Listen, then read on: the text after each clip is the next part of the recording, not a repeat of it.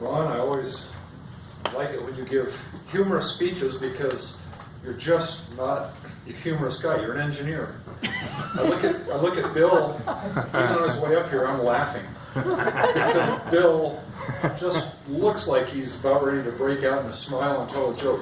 You, on the other hand, are very serious and quiet, and so it's really neat to see it when you tell a humorous story. I like your opening.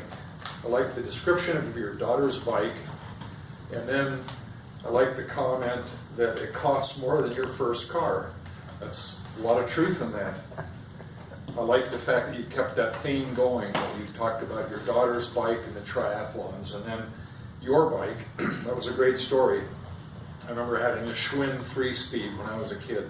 I thought that was the greatest thing ever. Fortunately, it wasn't English, so it didn't fall apart. But your story of your bike and how you came to get it by selling Christmas cards, wonderful story. And then the fact that your daughter then has given you a bike, so it kind of came full circle. The theme of life on two wheels. You kept coming back and back to that and feeding on that.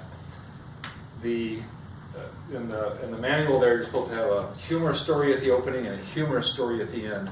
And the ending was, I thought you could have had a great humorous story about your experience. The only time you fell was when you got caught in a streetcar track.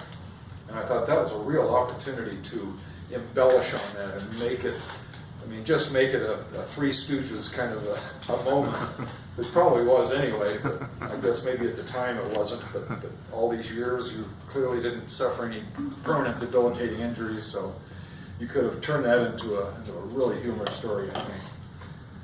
But all in all, I like your opening story. You set the stage very well, caught my interest.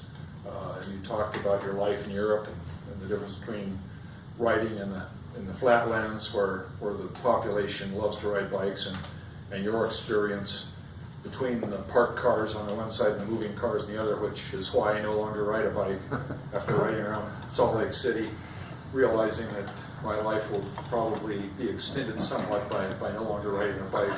But at the same time, if I were younger, I think sometimes that's probably the fun of it. But anyway, wonderful story. Love the opening. I thought the ending could have been a little bit better, but all in all, great job. Mr. Toastmaster.